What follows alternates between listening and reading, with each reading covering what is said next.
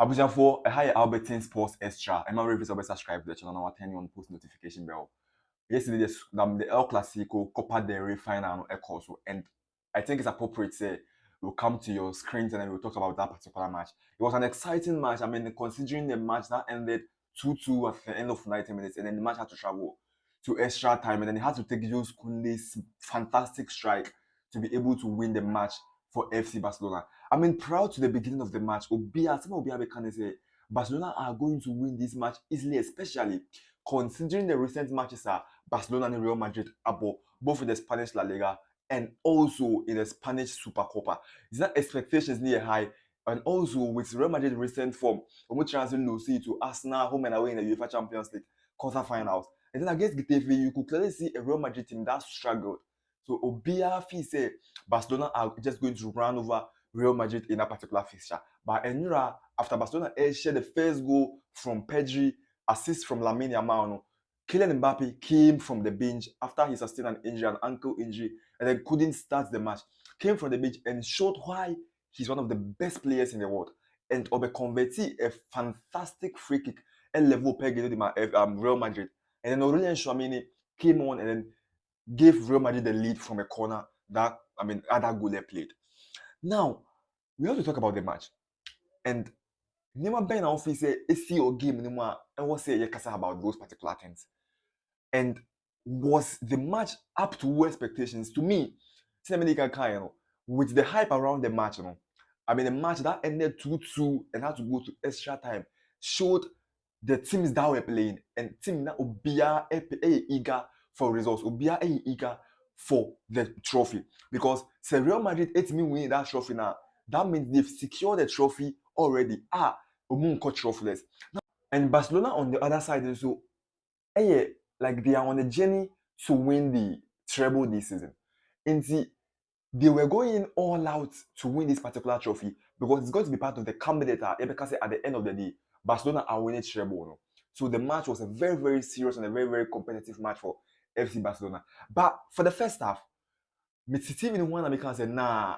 I said the hype around the match, the expectation, the name I anticipated say this match is going to sell to us. No? In the first half, the intensity was very low. All because Barcelona decided not to press too high. And Real Madrid decided to sit deep and wait for Barcelona and hit Barcelona on a break. And that was the mistake initially. Carlo Ancelotti, prior to the beginning of the match. If you are playing with an attacking team or with players, when him say Ube hit team, opponents on the counter break. Because Barcelona, we've all been talking about this, due to the high defensive line of FC Barcelona, Omuja a lot of spaces behind the defensive line. It's a player or very quick, or very tricky, now obet me run into spaces. The answer player be intelligent in order not to fall into the offside trap of FC Barcelona. It's when you start player ni bia, definitely they are going to take advantage of Barcelona and the team. That's why against teams like Dortmund, against Las Palmas in the Spanish La Liga, they all took advantage of the high defensive line of FC Barcelona. So it was wrong to me mention Kylian Mbappe or the fastest attacker in the setup. Yes, he was injured. If you're not going to have Mbappe in the starting lineup, then that plan initially wasn't good for Real Madrid. Now, they can say Barcelona intensity to the match was very down. And I don't blame them. It's one thing I always say, come on, you see, Barcelona this season about a lot of matches, especially in 2025. And for the past 1 month, they've played a lot of matches. In the exhaustive energy. So you can say that Barcelona team now at the early stages of the season now, they will go hard, they'll press high, they get the ball, they'll transit very quick. And you could clearly see a Barcelona team that was very reserved and tried to control the ball in the midfield. It got to a point in the first half. Barcelona were dominating Real Madrid in possession 70-30. That's what the typical of Hansi Flick. Hansi Flick, fine irrespective of the possessive, the positional play, the passing, and then this thing is the DNA of FC Barcelona. With Hansi Flick, you've seen a certain dimension. The team transits very quick, and that's a typical German game. In the Super Cup final against Real Madrid and Barca, HMO 5-2. Barcelona scored 3 goals within 15 minutes, and it was from quick transitions. But Enra, you could clearly say, team, they were exhausted. They didn't have that energy to run into spaces very quick. And that was why the first half to me was very boring. But the second half, my man, what a game. What a game in the second half. Hope you enjoyed the game in the second half. because Kylian Mbappe ba mo na about equalize it. Emmanuel here 1-1 for FC Barcelona. Now Real Madrid no. Now Real Madrid saw say if we push high, because this Barcelona team that we've been talking about, that they are on a good run and they are playing very well, doesn't mean they are unbeatable. Every team in Europe this season is unbeatable.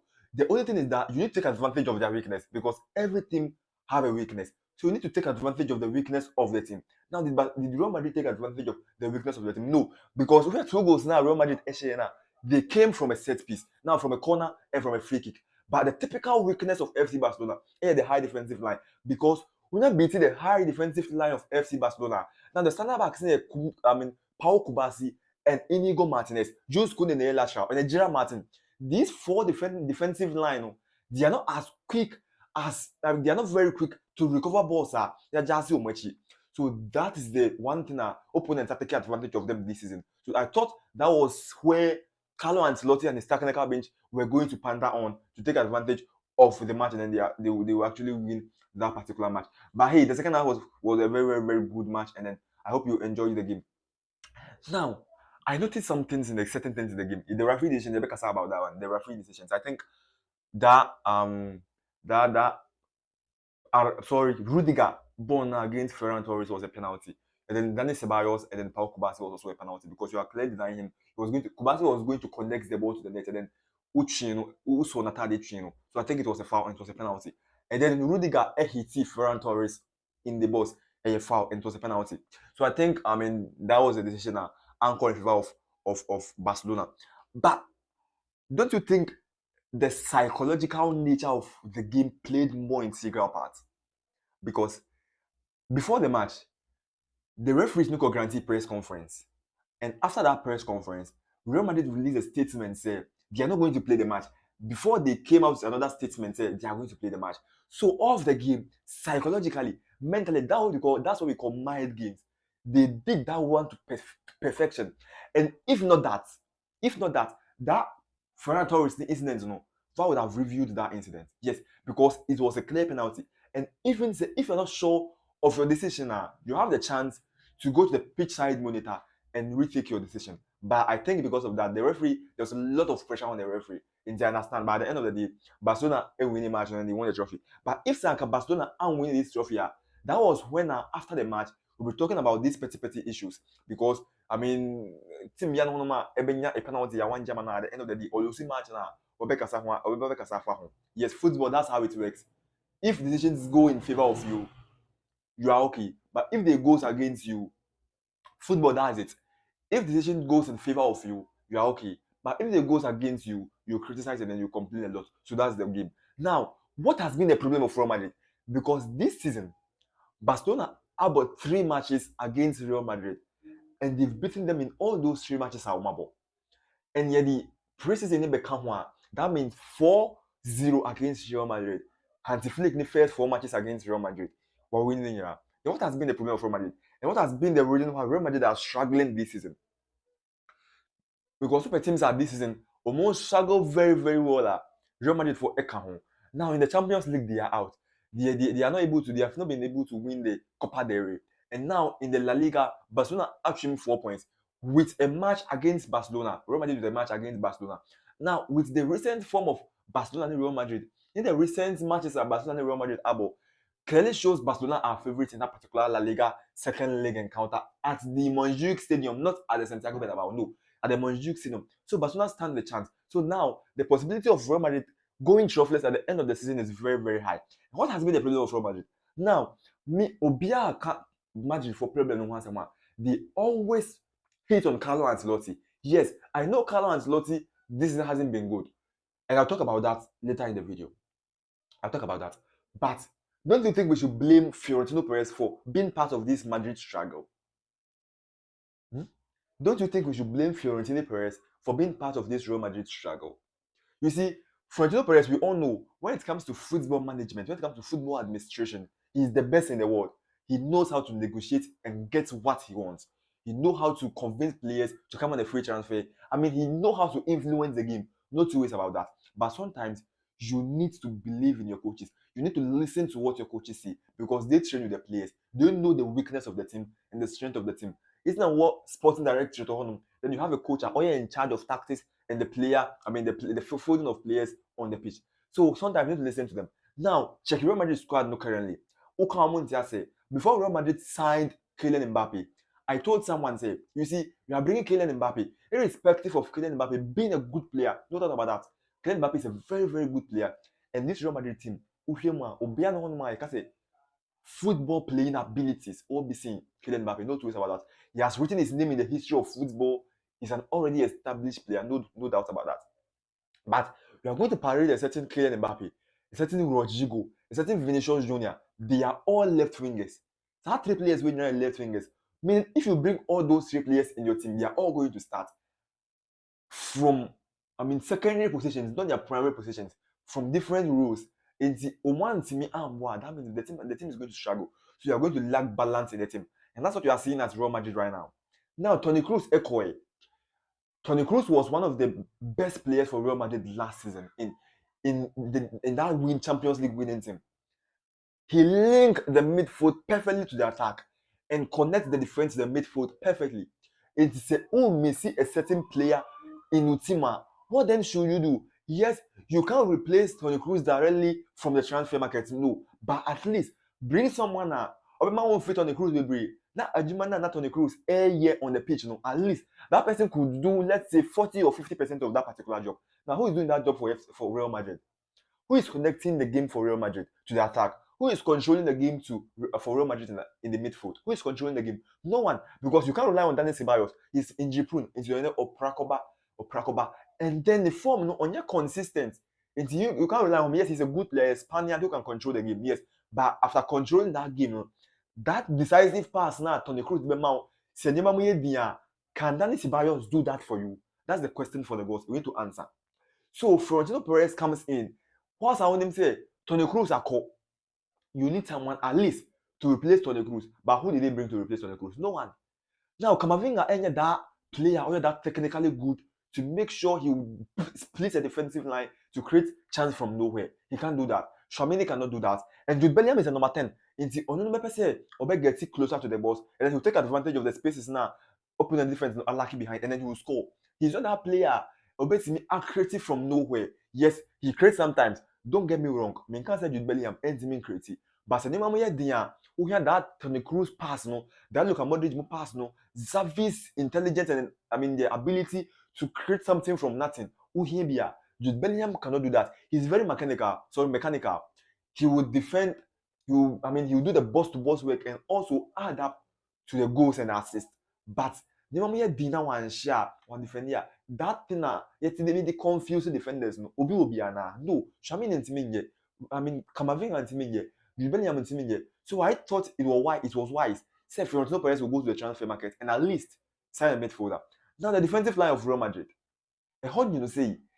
Kawaya April, who did Real Madrid bring to fill that gap of Kavaja Eja Ohono?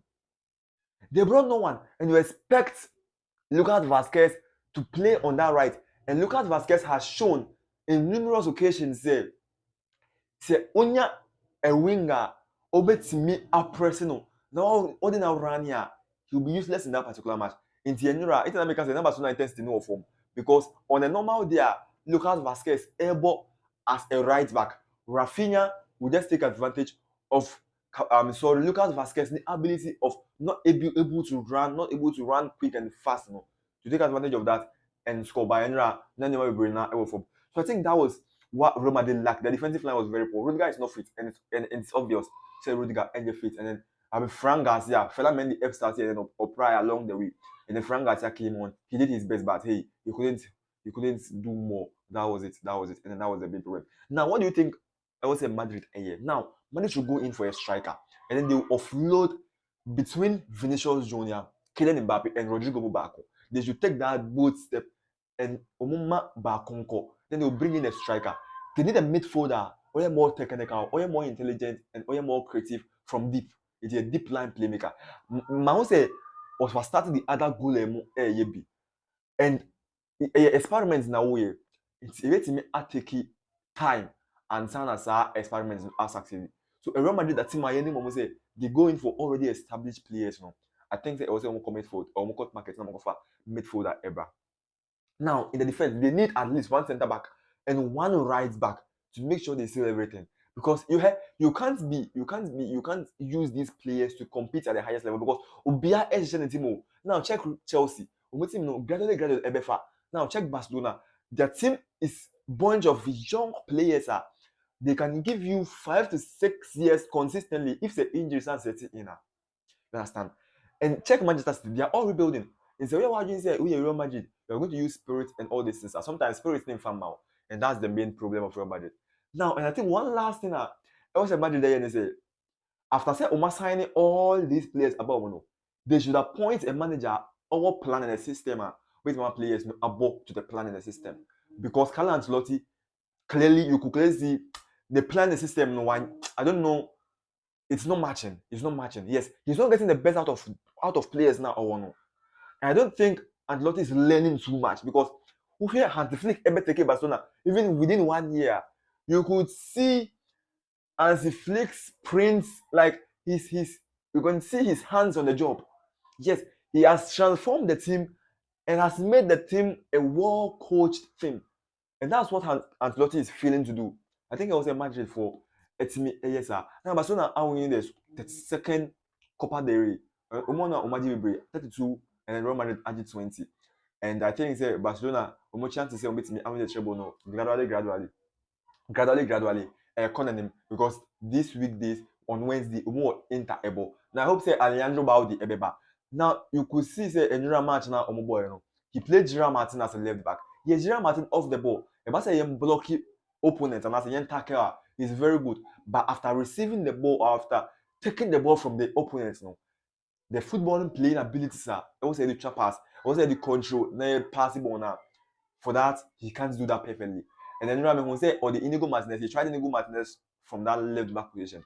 I don't know whether against Inter Milan, he's going to play Inigo Martinez or he's going to play Gerard Martin or Hector Fort. But Alejandro Baldi, the Elka or doubtful for that particular match. Let's hope say be a bit in Barcelona so that they can at least get a win at the Montjuic. They are playing the first leg against Inter at home. And the good thing is that Inter Bebo Nyambwa and they're against Roma. And Inter wants to win the Scudetto as well. And the only losing match here, that means Napoli be fat that defeats no punish you. So they will go in all out for that particular match. But Barcelona, remember we visit Barcelona about 120 minutes and right. So pressure on Breu, they are exhausted already. They are exhausted because we hear Enra ball now Barca football the pana. You see, say that's what a typical Hansi Flick team. It was more or less like a Xavi-like team and not because now the control was too much. They wanted to pass the ball more in the midfield. They were not that quick in transitions. And I understand because you can't transit every day like that. Only presses are and they remember they say city back sometimes now relax it. Now we'll take it ball not to Omo. And that was what we saw yesterday. It was a very, very good match. And once again, I'm very fit. So always subscribe to the channel. Who subscribe you and now turn on post notification bell. But before I leave, I mean bought these two players about so. Jude Bellingham needs to go to Jude Bellingham did very well yesterday, off the ball and on the ball. But hey, Oman's Miyamwano. And Real Madrid lack legs in the team. Because say, midfield now, bra, who are you bringing on? You are bringing on a certain Luka Modric and Wanyini.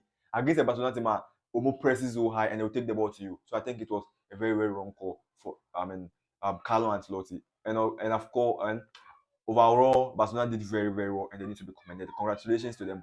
And we hope they win the treble. Yes, I am happy as a Barcelona fan, but you speak right now as an analyst and as a journalist, not as a fan. Bye bye. Don't forget.